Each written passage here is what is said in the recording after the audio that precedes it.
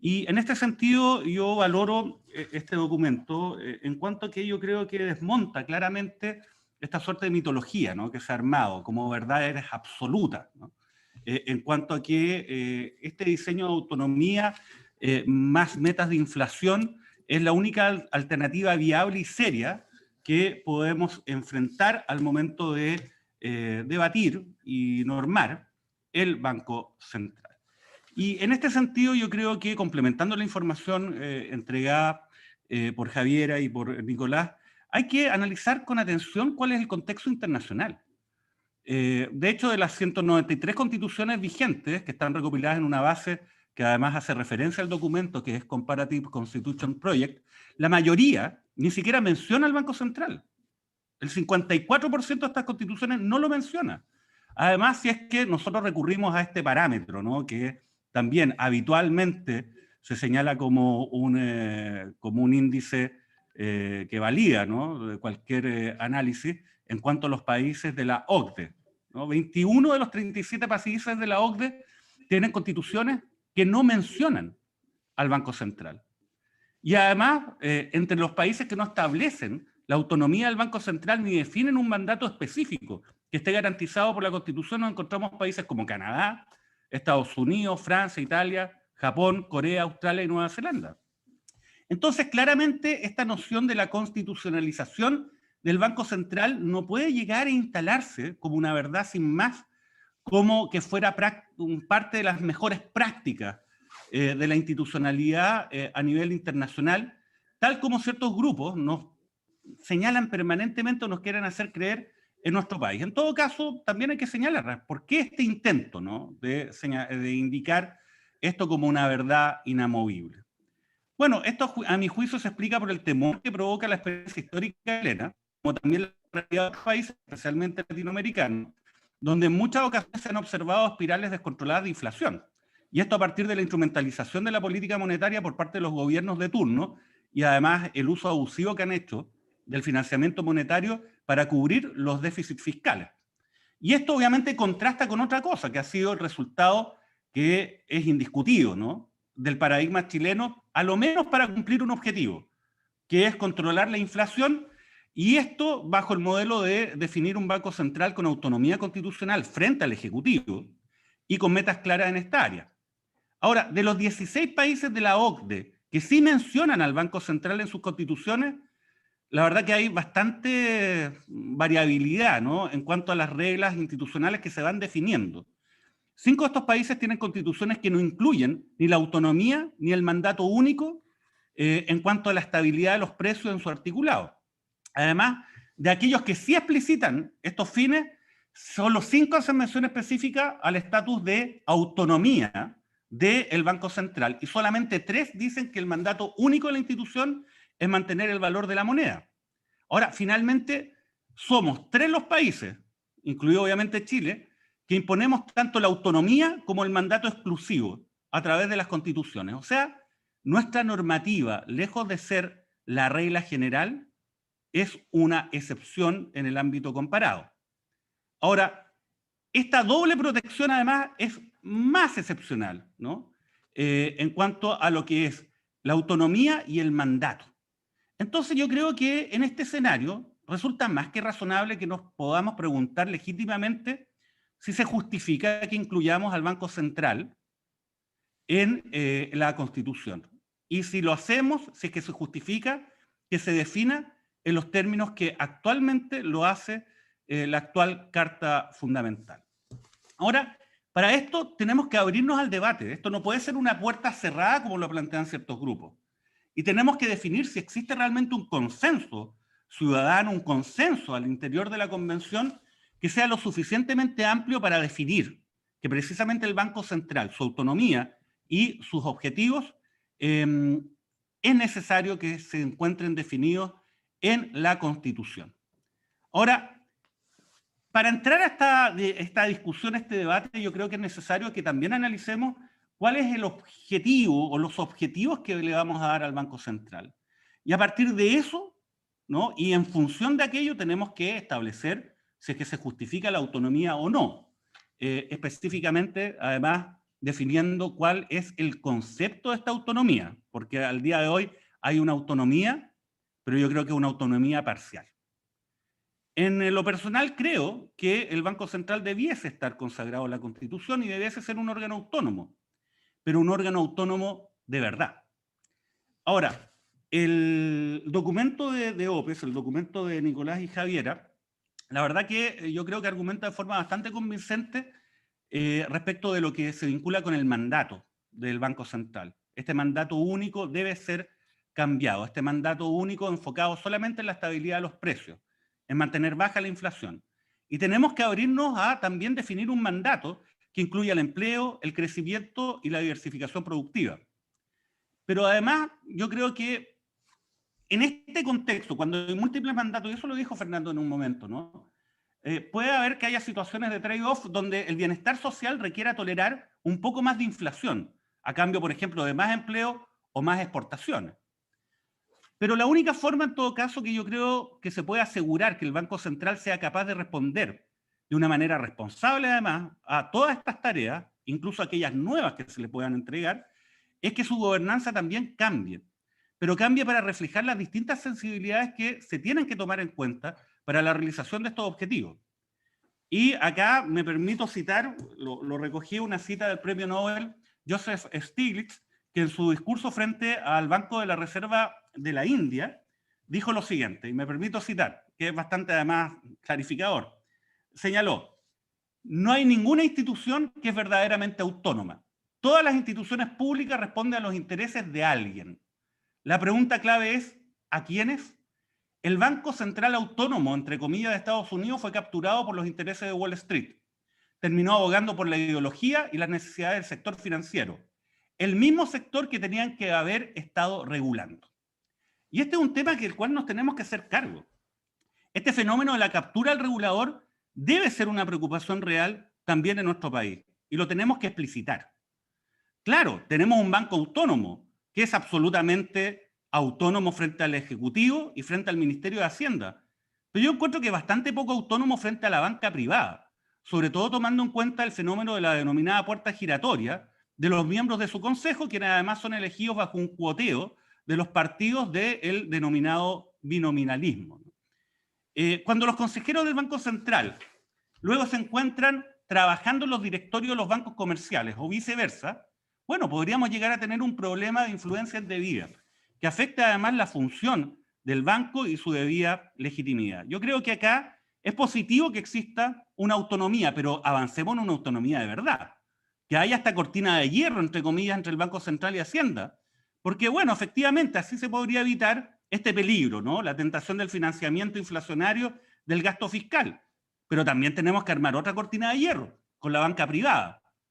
Porque si no, vamos a poner en jaque el adecuado funcionamiento de lo que es el Banco Central para que se concreten, ¿no?, los objetivos que nosotros le asignemos en el debate constituyente. Ahora, yo creo que, bueno, nuevamente voy a permitirme citar a Stiglitz y sobre esto, ¿no?, sobre la gobernanza. El señalar que el delegar el control de la política monetaria a los que responden a los intereses del sector financiero resultará en políticas que no respondan a los intereses más amplios de la sociedad. Se tiene que diseñar instituciones monetarias que respondan mejor a los intereses de la sociedad entera. Y creo que eso es importante, el modelo de gobernanza debe cambiar. Ahora, aunque no hay el espacio, además el tiempo para poder señalar algún tipo de esquema un poco más ordenado, ¿no?, y solamente es para abrir el debate, yo creo que también hay ejemplos de gobernanza que son bastante relevantes, ¿no? Y en este caso, por ejemplo, el ejemplo de Noruega y Dinamarca. Acá existe una gobernanza que se define a través de una estructura que es tripartita. Hay un consejo supervisor que es más amplio y que es responsable por temas regulatorios, un directorio que es más pequeño, que toma decisiones ejecutivas, y un comité de política monetaria que es especializado.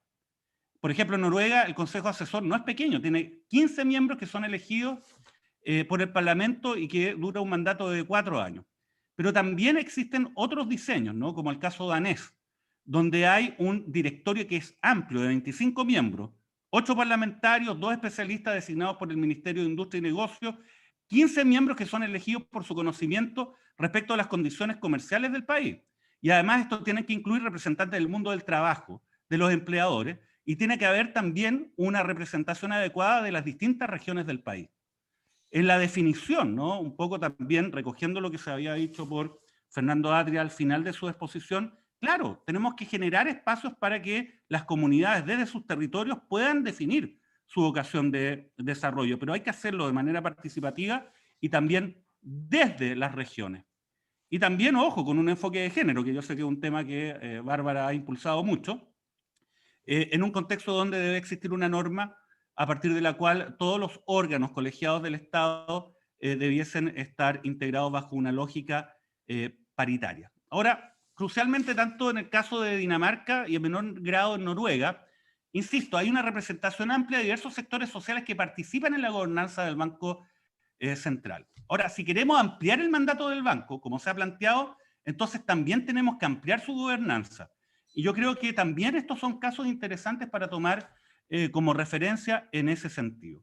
Esto por lo menos como un primer atisbo, una primera aproximación respecto a este tema. Agradecer y felicitar el trabajo de Nicolás y Javiera, y sin duda van a ser insumos que van a ser muy relevantes para el debate en esta materia durante la Convención Constitucional.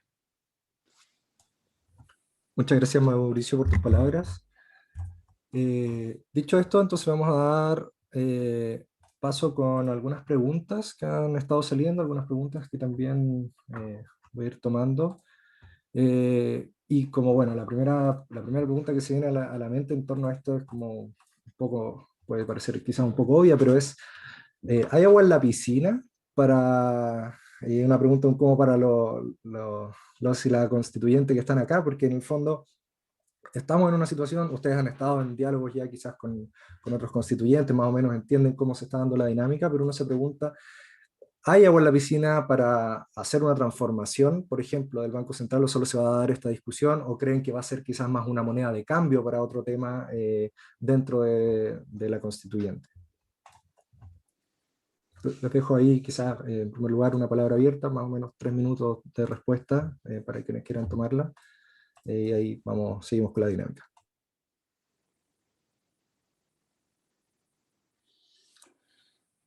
Yo, si me permiten, yo partiría diciendo que la pregunta, con todo respeto, yo la formularía al revés. Yo diría, ¿hay agua en la piscina para que haya 2/3 que apoyen un banco central como el que está diseñado hoy día en la Constitución vigente? Y yo creo que yo no daría eso por obvio. Entonces yo creo que el espacio para... o sea, el hecho de que tengamos que decir que la nueva constitución deba ser decidida desde una hoja en blanco va a obligar a que va a haber pocos, creo yo, contenidos que pasen directamente de la constitución actual a la constitución nueva. En el sentido de que pasen, por así decirlo, por inercia, porque va a haber que tomar una decisión consciente de incluirlos. Y al momento de esa decisión, por cierto que van a surgir ideas como las que hemos estado discutiendo en el panel de hoy. Por supuesto, no se puede anticipar cuál va a ser el resultado de esa discusión, pero yo creo que, dado todo lo que hemos estado discutiendo, dado lo radical que es la regulación chilena, etcétera, a mí me parece poco probable que la nueva constitución contenga una regulación del Banco Central como la que contiene la constitución vigente, que tiene, como ya hemos visto, la característica de ser tan extrema frente a las regulaciones comparables, en la suma de sus atributos, no en cada uno, en la suma.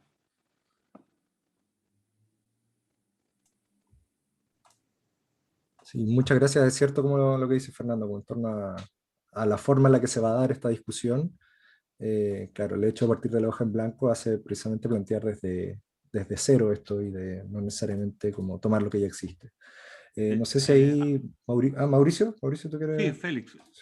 Sí, a ver, la verdad es que obviamente acá existen temores atávicos en relación a lo que podría resultar, ¿no? De no incluir el Banco Central, por lo menos el Banco Central que más o menos se conoce el día de hoy por varios sectores. Yo me acuerdo que de las entrevistas que yo he dado y que me han llamado, lo que más me preguntan es la postura frente al Banco Central, por lo menos cuando recién fuimos electos. Probablemente esta es una experiencia que también comparten los demás constituyentes electos, y porque está ese temor, porque existe el miedo, ¿no?, a ese ciclo hiperinflacionario, ¿no?, un banco central que finalmente debe someter su política monetaria a lo que son los caprichos de un gobierno populista, ¿no?, que finalmente utiliza este instrumento de alguna manera para levantar de manera inconsistente cierto tipo de política económica que sea, entre comillas, populista, ¿no? Y existe ese temor atávico, ¿no? Y a partir de la experiencia, como lo había señalado, de otros países latinoamericanos y la historia también chilena, ¿no? Entonces, claro, hay sectores para los quienes dentro de la constituyente este es el tema, yo diría uno de los temas principales, ¿no?, el Banco Central. Sin embargo, yo estoy de acuerdo. Yo creo de que esto de incluir al Banco Central en una carta fundamental, con esta doble protección amparo, ¿no?, un mandato único definido por la Constitución, además lo relativo a esta singular, ¿no?, autonomía, que no es una autonomía de verdad, autonomía respecto de uno, pero no respecto de otro, protegernos, ¿no?, del gobierno de turno. Yo creo que no va a haber, digamos, la posibilidad de poder instalarlo sin más, ¿no?, de esa forma. Ahora, si no llega el Banco Central a estar en la Constitución, tampoco es el fin del mundo. Como digo, esta situación, ¿no?, de la consagración constitucional de los bancos centrales, la verdad que es una situación que no es lo que se vive en la mayoría de los países, ¿no?, si es que uno analiza la situación comparada. Así que es un debate abierto, pero yo coincido. Este Banco Central, tal y como lo conocemos hoy día, dudo que vaya a ser incluido en la nueva Constitución. Gracias, Mauricio. Bárbara, no sé si quieres hacer referencia al tema. Yo creo que me refería a eso cuando estaba en mi primera intervención, en torno a cómo este tema se engloba dentro de otros asuntos que se van a abordar sobre el modelo de desarrollo y todos los aspectos económicos que atraviesan la Constitución. Creo que hoy día es difícil aventurar cuánta agua en la piscina o cuánta disponibilidad hay para discutir esto.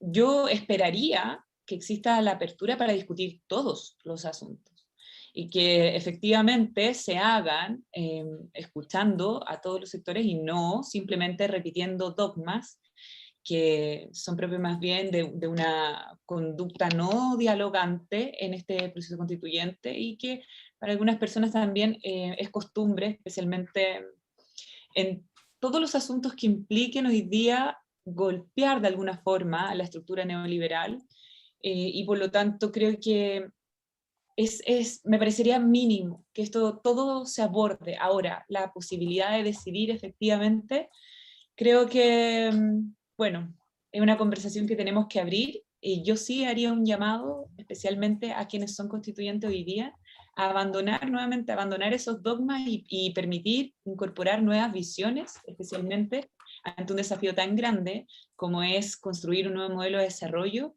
en un escenario pandémico y pospandémico. Muchas gracias, Bárbara. Bueno, en el documento que nos presentó Javier y Nicolás, se han planteado que parte de la discusión de lo que es hoy en día el Banco Central, su política monetaria y el rol del Banco Central, va a tener que dialogar con otras disposiciones que en el fondo vayan saliendo del proceso constituyente. Entonces, a juicio de ustedes, de los invitados que tenemos hoy, ¿qué nuevos creen que nuevos habría que estar mirando o habría que cambiar en torno a las formas institucionales sobre el Banco Central? Les doy la palabra quizás ahí, Mauricio. Bueno, la verdad es que respecto al tema institucional, yo creo que tenemos que cambiar, y lo dije en la exposición, el modelo de gobernanza, ¿no? También estoy de acuerdo en establecer un mecanismo de responsabilidad. La autonomía no puede ser entendida simplemente como que no hay absolutamente ninguna posibilidad de controlar las conductas, las actuaciones que en el ámbito de sus funciones las personas que están a cargo de un órgano del Estado realizan. Y esto es aplicable al Banco Central. Acá se ha planteado, ¿no?, que ampliar el ámbito de objetivos del Banco Central, sumado a definir un régimen de responsabilidad, sería inadecuado, ¿no? Porque, de nuevo, el mismo temor atávico, ¿no? En el sentido que, por ejemplo, si se le entrega atribuciones vinculadas al empleo, ¿no? Bueno, esto podría dar pie a que una mayoría política, ¿no?, de turno, a partir de una determinada visión acerca de cuál deben ser las conductas o las actuaciones del Banco Central, bueno, básicamente castiguen a un consejero porque no se implementa esa particular visión a través de medidas que se estén pensando por parte de ese grupo político de turno. De nuevo, ¿no?, el temor atávico. Pero yo creo que ese temor no debe existir. Acá podemos perfectamente definir de una manera precisa, clara, cuáles son las causales para que se hagan efectivas estas responsabilidades. Y además establecer y definir mecanismos, ¿no?, donde haya un debate serio sobre las mismas. Por lo tanto, la verdad es que respecto a lo que tú señalas, ¿no?, cambios en cuanto a la forma como se organiza el Estado, bueno, cómo se organiza el Banco Central, también cómo organizamos el Congreso, ¿no? Un Congreso que tenga una forma de funcionamiento que yo creo que tenemos que establecer con mayor precisión en la Carta Fundamental. Hoy día eso no está entregado a la Constitución de una manera tan específica. Está entregado más bien a la Ley Orgánica Constitucional del Congreso Nacional. Pero si queremos avanzar en un Congreso unicameral, como lo que yo he planteado, creo que también tenemos que definir mejor los procesos de cumplimiento de aquellas funciones y atribuciones que tiene el Congreso Nacional. Pero este modelo de gobernanza debe modificarse. Es cosa que ustedes vean las fotos de los consejeros del Banco Central hoy día, ¿no? Uno puede decir exactamente de qué sector político vienen, puede decir cuáles son sus vínculos con el sector privado, al cual en muchas ocasiones ellos tienen que regular, aunque sea indirectamente. Entonces, tenemos que abrir esto, ¿no?, y cambiar esta fórmula. Por lo tanto, yo diría que ese es un tema tan importante como los objetivos que le demos al Banco Central, como también lo vinculado a qué tipo de autonomía le vamos a entregar. Yo estoy a favor de autonomía, pero una autonomía mayor, más profunda.